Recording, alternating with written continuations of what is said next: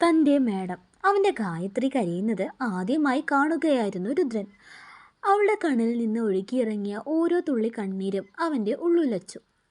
അവൻ ഉടൻ തന്നെ അവളുടെ കവിളിലൂടെ ഒലിച്ചിറങ്ങിയ കണ്ണുനീർ തുടച്ചു മാറ്റി.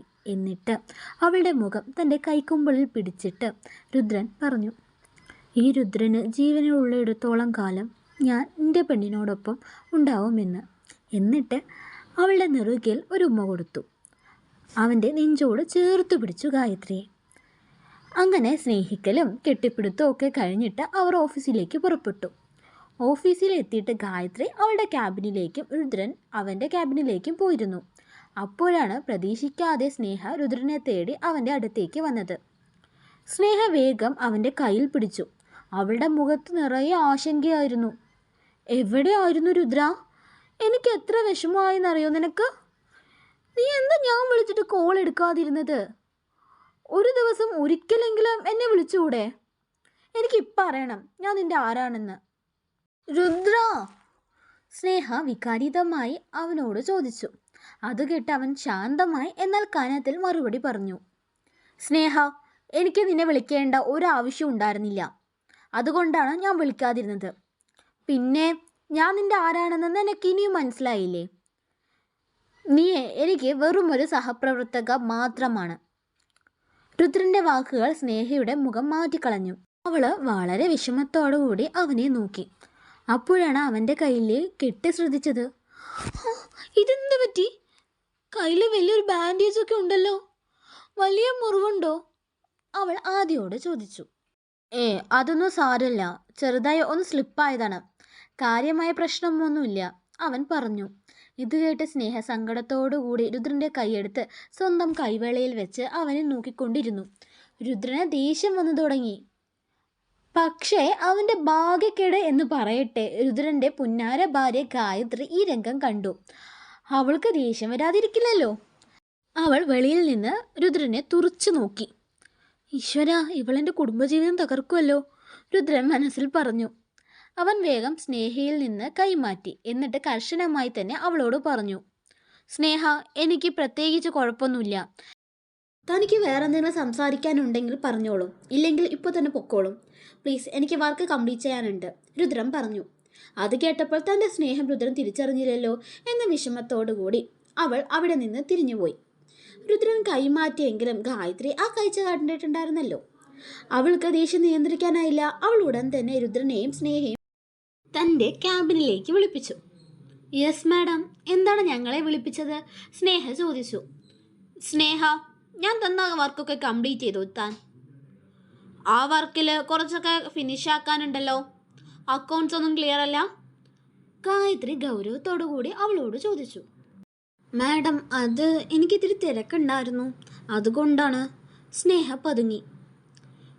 ഗായത്രി, ഓ, തനിക്ക് തിരക്കുണ്ടായിരുന്നോ?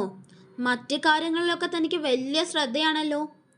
ജോലിക്കാര്യത്തിൽ എന്തേ ആ ശ്രദ്ധയില്ലേ? ഇന്ന് വൈകുന്നേരത്തിനുള്ളിൽ ആ ഫയൽസ് എല്ലാം നോക്കി എനിക്ക് റിപ്പോർട്ട് നൽകണം, കേട്ടോ? അവൾ പറഞ്ഞു. ഈ പറയുമ്പോഴൊക്കെ രുദ്രനെ നോക്കുന്നുണ്ടായിരുന്നു കേട്ടോ. അടുത്തത് രുദ്രനോടായിരുന്നു. മിസ്റ്റർ രുദ്രൻ, തൻ്റെ വർക്കൊക്കെ ഫിനിഷായോ? താൻ ലീവായിരുന്നല്ലോ. ഇവളാണ് തൻ്റെ വർക്ക് ചെയ്തത്, അതിനെക്കുറിച്ച് അന്വേഷിച്ചോ? അതെല്ലാം നോക്കി അതിൻ്റെ റിപ്പോർട്ടും എനിക്ക് ഇന്ന് തന്നെ തരണം, കേട്ടോ? ഗായത്രി രുദ്രനോടും കർശനമായി സംസാരിച്ചു. അങ്ങനെ സംസാരിച്ചത് രുദ്രനിൽ ചെറിയ ദേഷ്യം സങ്കടമൊക്കെ വരുത്തി. അവൾ കണ്ട കാര്യങ്ങളാണ് അവളുടെ സംസാരത്തിൽ പ്രതിഫലിക്കുന്നതെന്ന് അവന് തോന്നി. ഗായത്രി തുടർന്ന് സ്നേഹയോട് പുറത്തു പോകാനായി പറഞ്ഞു. അവൾ ജീവനം കൊണ്ട് ഓടി. സ്നേഹ പോയതും രുദ്രനോട് ഗായത്രി പറഞ്ഞു. രുദ്ര, ഞാൻ പറഞ്ഞ കാര്യങ്ങളൊക്കെ തനിക്ക് മനസ്സിലായല്ലോ അല്ലേ? മനസ്സിലായി എന്ന് വിചാരിക്കുന്നു. അത് കേട്ട് രുദ്രൻ ഗായത്രി ഒന്ന് തുറച്ചു നോക്കിയിട്ട് പോകാൻ നിന്നു. അപ്പോൾ ഗായത്രി പുറകിൽ നിന്ന് വന്ന് അവനെ കെട്ടിപ്പിടിച്ചു. സത്യം പറഞ്ഞാൽ ഗായത്രി അപ്പോഴത്തെ ദേഷ്യത്തിൽ പറഞ്ഞതാണ്. കൂടിപ്പോയെന്ന് അവൾക്ക് മനസ്സിലായി. വിട് മാഡം, അവൻ അപ്പോൾ ഗായത്രിയോട് പറഞ്ഞു. ഇല്ല, ഞാൻ വിടില്ല, ഞാൻ എൻ്റെ കെട്ടിയോനെയല്ലേ പിടിക്കുന്നത്. അത് കേട്ടതും രുദ്രൻ തിരിഞ്ഞു നിന്ന് പറഞ്ഞു. ഇവിടെ ഞാൻ കെട്ടിയോനല്ല, സ്റ്റാഫ് മാത്രമാണെന്ന്. അവൻ്റെ ദേഷ്യം വെറും അഭിനയമായിരുന്നു കേട്ടോ. ഗായത്രി ചിരിച്ചു. ആണോ? എന്നാൽ ശരി, ഞാൻ എൻ്റെ സ്റ്റാഫിനെ തന്നെ പ്രണയിക്കുന്നേ എന്ന് പറഞ്ഞ് അവൾ അവൻ്റെ കവളിൽ ഒരു ഉമ്മ കൊടുത്തു. ആ ഒരു ഉമ്മയോടെ അവൻ്റെ ദേഷ്യമൊക്കെ അലിഞ്ഞുപോയി. അവനൊരു കൈകൊണ്ട് അവളുടെ അരക്കെട്ടിൽ പിടിച്ച് തന്നിലേക്ക് ചേർത്തു. എന്നിട്ട് രുദ്രൻ അവളുടെ മുഖത്തേക്ക് നോക്കി. എനിക്ക് മനസ്സിലായി ഈ ദേഷ്യത്തിൻ്റെ കാരണം. കുശുമ്പല്ലേ? രുദ്രൻ ചോദിച്ചു. അത് കേട്ടപ്പോൾ ഗായത്രി അവൻ്റെ മീശ പിടിച്ചിട്ട് പറഞ്ഞു, അതെ, കുശുമ്പ് തന്നെയാണ്. സ്വന്തം എന്ന് പറയുന്ന എന്തിനേയും നമുക്ക് വിട്ടുകൊടുക്കാൻ മടിയുണ്ടാവില്ലേ? ഒരു പെണ്ണിന്, പ്രത്യേകിച്ച് അവളുടെ പുരുഷനെ. ഒരു പെൺകുട്ടിക്കും ഒരിക്കലും അംഗീകരിക്കാൻ പറ്റില്ല തൻ്റെ പുരുഷനെ മറ്റൊരാൾ അവരുടേതായി കാണുന്നതും പെരുമാറുന്നതൊന്നും. ചിലപ്പോൾ നമ്മളെ കൊല്ലാൻ വന്നാൽ ക്ഷമിച്ചേക്കും, പക്ഷെ ഈ ഒരു കാര്യം ഞങ്ങളെ പെൺകുട്ടികളെ പൊതുവെ ക്ഷമിക്കില്ല കേട്ടോ. അതെത്ര വലിയ CEO ആയാലും എന്തിന് പ്രധാനമന്ത്രി ആയാലും അങ്ങനെ തന്നെയാ. ഭർത്താവിൻ്റെ കാര്യത്തിൽ പെൺകുട്ടികളെ വെറും സാധാരണക്കാരിയാവും, മനസ്സിലായോ? ഞാനും അങ്ങനെ തന്നെയാണ്, ഗായത്രി രുദ്രനോട് പറഞ്ഞു. അവൾ പറഞ്ഞത് കേട്ടപ്പോൾ രുദ്രൻ ചിരിച്ചിട്ട് അവളുടെ കവളിൽ ഒരു കടി കൊടുത്തു. ഷൂ! അവൾ ഒരൽപ്പം വലിച്ചു. ഇരുവരുടെയും ചുണ്ടിൽ ഒരുപോലെ ചിരി വിടർന്നു. ആ സമയം, അതെ രുദ്ര, ഇനി അവൾ ഇങ്ങനെ അടുപ്പം കാണിച്ച് വന്നാലേ നീ ശരിക്കും പറയണം കേട്ടോ, ഗായത്രി കള്ളച്ചിരിയോടെ അവനോട് പറഞ്ഞു. ശരി എൻ്റെ ഭാര്യയെ, എന്നാ ഞാൻ പൊക്കോട്ടെ? സന്തോഷവും കുസൃതിയും കലർന്ന സ്വരത്തിൽ രുദ്രൻ ഗായത്രിയോട് ചോദിച്ചു. അവൻ്റെ കണ്ണിൽ ഒരു കള്ളച്ചിരി ഒളിഞ്ഞിരിപ്പുണ്ടായിരുന്നു കേട്ടോ. അവൾ ഉടനെ തന്നെ അവൻ്റെ ഷർട്ടിൽ കോളറിൽ പിടിച്ച് അവനെ തൻ്റെ അടുത്തേക്ക് വലിച്ചു നിർത്തി. വേണ്ട. അവളുടെ സ്വരം അല്പം കടുപ്പത്തിലായിരുന്നു. എന്തായാലും ഉച്ച സമയമാവാറായില്ലേ, ഞാൻ ഫുഡ് വരുത്തരാം, ഫുഡ് കഴിച്ചിട്ട് പോയാൽ മതി, ഗായത്രി പറഞ്ഞു. അപ്പോൾ അവൻ ചുറ്റും നോക്കി. വേണ്ട ഗായത്രി, ആരെങ്കിലും വന്നാലോ, നമ്മളിപ്പോൾ ഓഫീസിലല്ലേ? അവൻ്റെ ശബ്ദത്തിൽ നേരിയ ആശങ്കയുണ്ടായിരുന്നു. ഗായത്രി അത് കേട്ട് പൊട്ടിച്ചിരിച്ചു. അവൾ മുഖമുയർത്തി അവനെ നോക്കി. അവളുടെ കണ്ണുകളിൽ തൻ്റെ അധികാരം തിളങ്ങി നിന്നു. ഹലോ, ഇത് ഗായത്രി ചന്ദ്രശേഖരൻ്റെ ക്യാബിനാണ്. ഇവിടെ എപ്പോൾ ആര് വരണം ആര് വരണ്ട എന്ന് തീരുമാനിക്കുന്നതേ ഈ ഞാനാണ്. അവൾ അത്രയും പറഞ്ഞ ശേഷം ഡെസ്കിലെ ഫോൺ എടുത്ത് മാനേജർ കൃഷ്ണൻകുട്ടിയെ വിളിച്ചു. കൃഷ്ണൻകുട്ടി, ഒരു അത്യാവശ്യ ഓൺലൈൻ കോൺഫറൻസ് ഇപ്പോൾ തുടങ്ങും. അടുത്ത 2 മണിക്കൂർ നേരത്തേക്ക് എൻ്റെ ക്യാബിനിലേക്ക് ആരും വരണ്ട. വളരെ പ്രധാനപ്പെട്ട ചർച്ചയാണ്. അവളുടെ ശബ്ദത്തിൽ ഗൗരവം നിറഞ്ഞു നിന്നു. അവൾ കോൾ വെച്ച ശേഷം അവൾ കസേരയിൽ ചാരിയിരുന്ന് രുദ്രനെ നോക്കി ഒരു കള്ളച്ചിരി ചിരിച്ചു.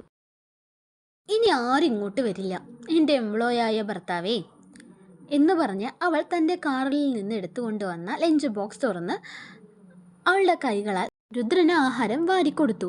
ആ നിമിഷം രുദ്രൻ ശരിക്കും അലിഞ്ഞു പോയിരുന്നു അവളുടെ നോട്ടത്തിൻ്റെ മുമ്പിൽ.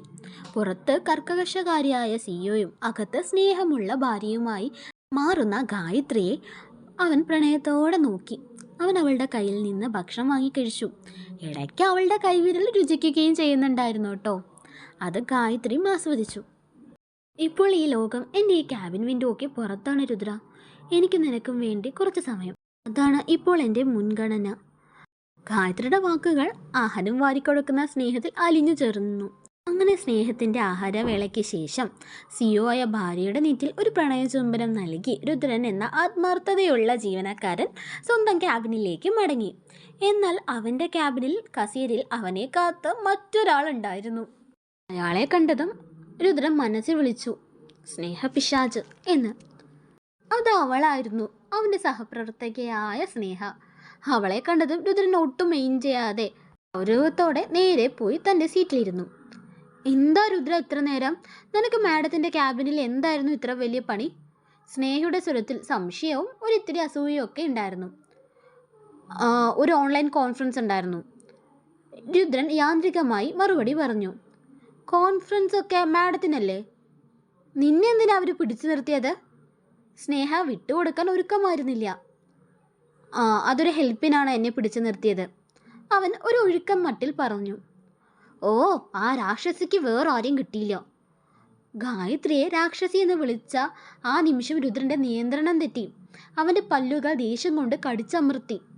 അവൻ്റെ ഉള്ളിൽ തീ ആളിക്കത്തിയിരുന്നു. എങ്കിലും അതൊരു ഓഫീസ് അന്തരീക്ഷമാണെന്നും തൻ്റെ ദേഷ്യം പുറത്തു വന്ന് എന്തെങ്കിലും പ്രശ്നമായാൽ അത് ഗായത്രിയും ബാധിക്കുമല്ലോ എന്ന ചിന്ത അവനെ പിടിച്ചു നിർത്തി. എന്നാലും അവന് തീരെ ഇഷ്ടാവുന്നുണ്ടായിരുന്നില്ല കേട്ടോ. അവൻ അവൻ്റെ കഠിനമായ ദേഷ്യം നിയന്ത്രിക്കാൻ പാടുപെട്ടു. അതൊക്കെ പോട്ടെ, വിഷയം മാറ്റാൻ എന്ന മട്ടിൽ സ്നേഹ പറഞ്ഞു. ഞാൻ ഫുഡ് എടുത്തിട്ടുണ്ട്, നിനക്ക് കൈ വയ്യാതിരിക്കല്ലേ, ഞാൻ വാരിത്തരാം.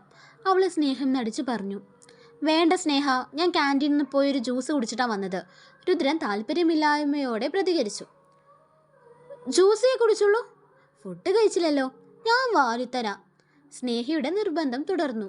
ബാക്കി എന്താ നടക്കാതെ നമുക്ക് അടുത്ത പാട്ടിൽ കാണാം കേട്ടോ. നാളെ എന്തായാലും അടുത്ത പാർട്ട് വരുവേ. രുദ്രൻ സ്നേഹയുടെ ഫുഡ് കഴിക്കുമോ? ഗായത്രി കണ്ട എന്ത് സംഭവിക്കും? അടുത്ത പാർട്ടേ നല്ല ട്വിസ്റ്റ് ഉള്ള പാർട്ടാട്ടോ.